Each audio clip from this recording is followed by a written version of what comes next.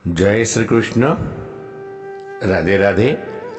રાધે સત્સંગમાં સત્સંગનું રસપાન કરતા બધા જ આત્મીયજનો, શ્રી વલ્લભની પ્રેરણાથી પ્રેરાઈને રાધે સત્સંગમાં આજે આપણે પુષ્ટિ માર્ગમાં સ્વાનુભવ શબ્દ સાંભળીએ છીએ. તો આ સ્વાનુભવ એટલે શું, તેના વિશે જોઈએ, જાણીએ, સમજીએ.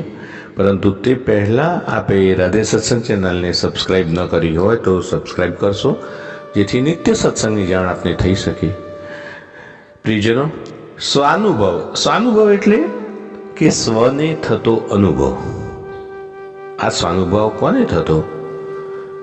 તો કહ્યું છે 84-252 ભગવદ્ગીતાની. કારણ કે એમને શ્રી મહાપ્રભુજીની વાણીમાં, મહાપ્રભુજીના વચનમાં દ્રઢ વિશ્વાસ હતો. એમના માટે એમની વાણી પથ્થરની લકીર સમાન હતી. તેથી સેવ્ય સ્વરૂપ પધરાવ્યા પછી એનામાં જ આસક્તિ રાખતા, હંમેશા પ્રભુના સુખનો, તત્સુખનો વિચાર કરતા, એ સ્વરૂપને પ્રગટ જ માનતા. જ્યારે આપણે હજી આપણા સ્વરૂપને પ્રગટ માનતા નથી. આપણે આટલી પ્રભુની સેવા કરીએ, નામ સ્મરણ કરીએ, ત્યારે પ્રભુને પણ વિચાર આવે કે એને હવે મારી વધુ નજીક કરું, એટલે કે મારો સ્વાનુભવ એને કેવી રીતે કરાવો. આવું ક્યારે થાય કે જ્યારે આપણા કાનમાં શ્રી વલ્લભનું નામ સંભળાય, આપણા મુખમાં શ્રી વલ્લભનું નામ આવે, આમ શ્રી વલ્લભના ગુણગાન ગાય, ત્યારે માનવું કે આપણને શ્રી પ્રભુનો સ્વાનુભવ થયો. કારણ કે શ્રી વલ્લભના ગુણગાન કોઈ સામાન્ય વ્યક્તિ ના ગાઈ શકે.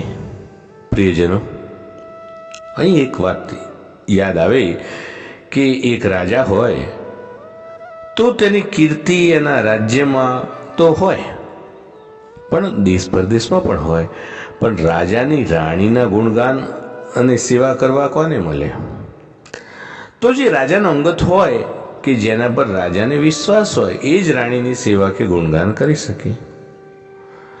આમ શ્રી વલ્લભ એ શું છે કે શ્રી વલ્લભ સ્વામીજીનું સ્વરૂપ છે. પ્રભુના ગુણગાન તો સૌ કોઈ ગાઈ શકે, પણ શ્રી વલ્લભના ગુણગાન તો જે પ્રભુને પ્રિય હોય, જે પ્રભુને અંગત હોય, એ જ કરી શકે. એને જ આ નિકુંજમાં પ્રવેશ મળે.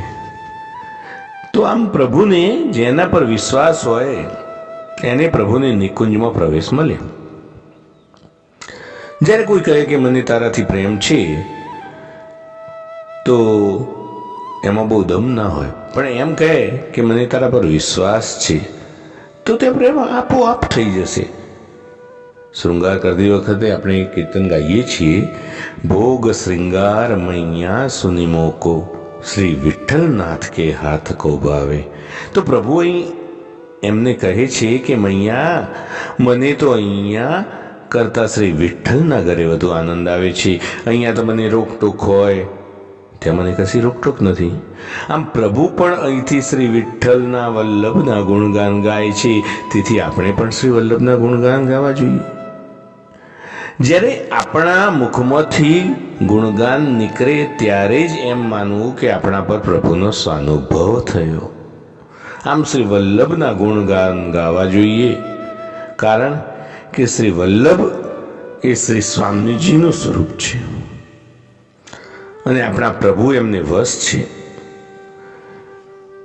84-252 વૈષ્ણવો પણ શ્રી વલ્લભને અનુરૂપ આ બધું કરતા હતા. એમને આપશ્રીની વાણીમાં વિશ્વાસ હતો, તેથી પ્રભુ એમને સ્વાનુભવ કરાવતા હતા. આપણે પણ આપશ્રી કહે એમ અનુસરવું જોઈએ. જ્યારે શ્રી વલ્લભના મુખે આપણું નામ આવે તો સમજવું કે આ જીવન આપણું ધન્ય થઈ ગયું.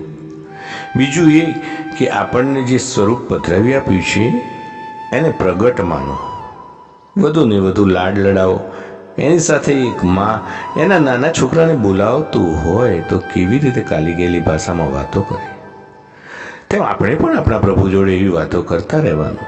જેમ બાળકને અમુક સમય જાય પછી માની આદત પડી જાય છે, તેમ આપણા પ્રભુને પણ એ રીતે આપણી આદત પડી જશે તો તમારી સાથે પણ એ વાતો કરવા લાગશે. ત્યારે આપણો સ્વાનુભવ સિદ્ધ થયો કહેવાય.